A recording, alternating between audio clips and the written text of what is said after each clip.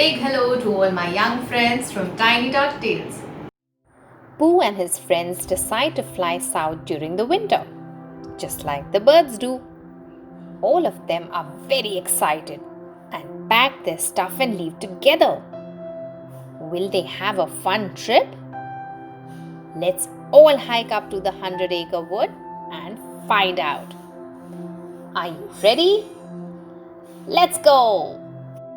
One cold afternoon in November, Winnie the Pooh and Piglet were sitting on a log in Pooh's garden when they noticed a flock of swallows all perched together on the roof of Pooh's house.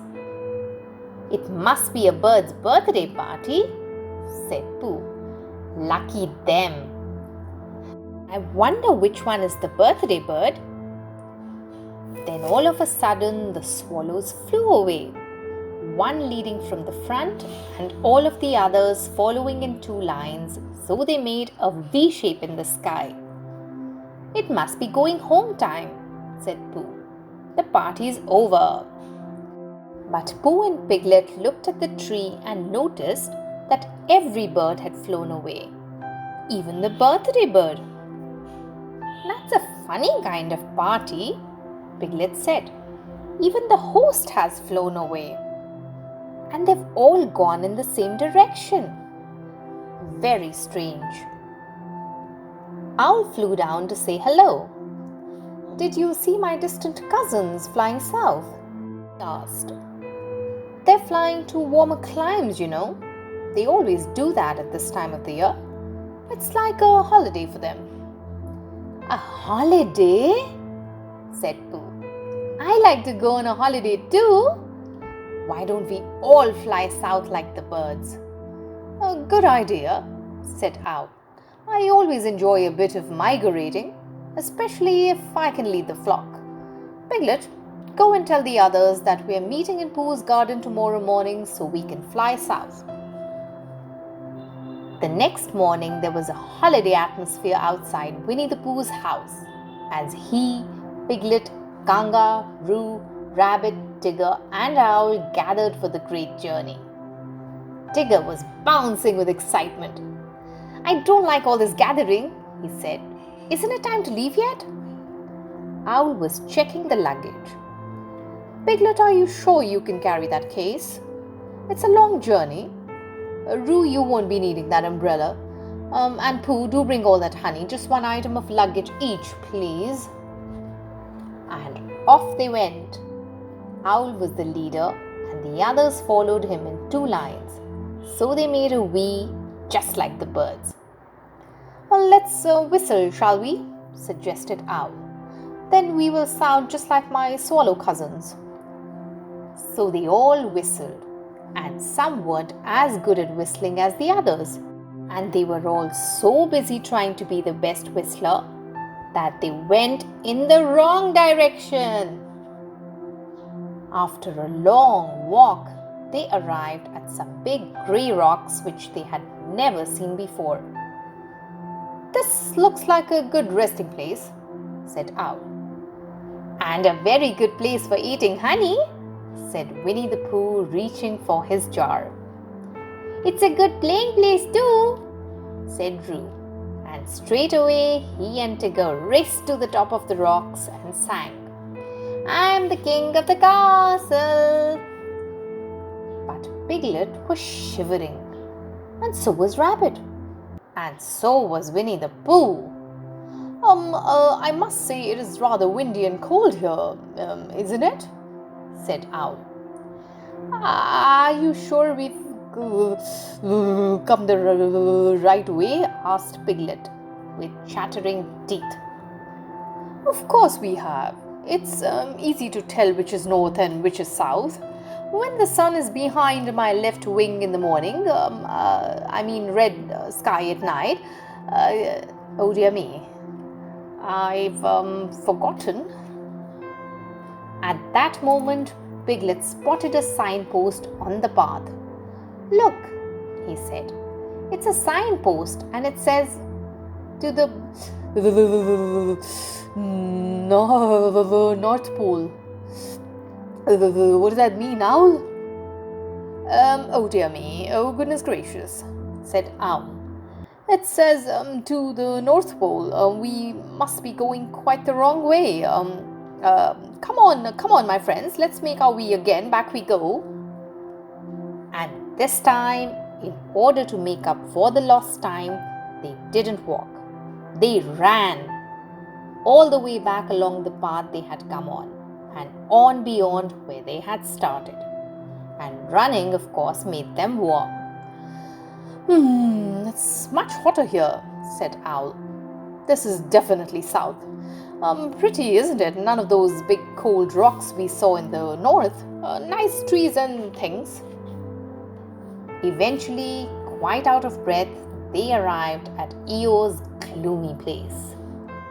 This is as far south as we can go, said Owl. We have arrived. What's all this? Asked Eeyore, coming out of his house and seeing his friends' excited faces. If you're looking for fun and games, you won't find them here. But Eeyore, explained Pooh, we've come to the south because we've heard that it's so nice and warm in winter. Eeyore's frown changed into a smile. I'm glad you've discovered at last, he said, that I live in the nicest place in the 100-acre wood. Let me show you the sights of the south. And Eeyore proudly took his friends on a tour. This, he explained, is my thistle patch, the best larder you can imagine. And these are my soggy leaves, very comfortable to lie on. And this, Eeyore continued, is the muddy puddle I like to drink from. And this is my house, where I go when it rains, which is quite a lot, but it's warm rain, you know, perfectly pleasant. As he spoke, his friends' faces gradually began to look less excited.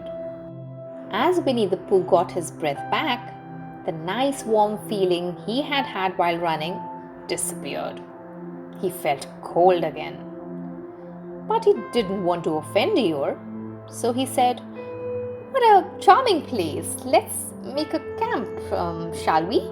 And then it might be time for a little something. I have got a tiny bit of honey left in my jar."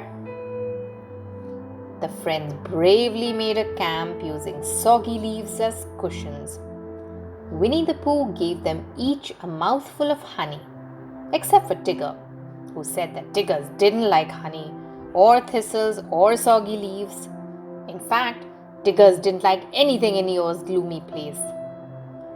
"At least," said Pooh cheerfully, "we can go and look at the birds who have come south for their holiday. It must be lovely, Eeyore, having the birds to talk to in winter," I've never really noticed. said Eeyore.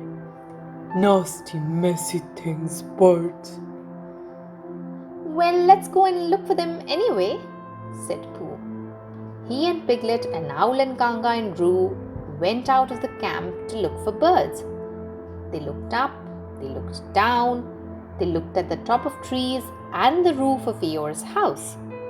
But there was not a single bird to be seen. "How odd," said Pooh. "Are you sure this is the south?" "I think so," said Owl. "But the birds don't seem to think it is, do they?" Then all of a sudden a bird did fly over. It was a solitary, beautiful starling flying high above, far over their heads, and it flew on and away to a place further than their eyes could see. "Where do you think he's flying to?" asked Piglet. "Ah, yes," said Owl. He would almost certainly be flying to Africa. I suppose it must be even further south than this, and you would certainly need wings."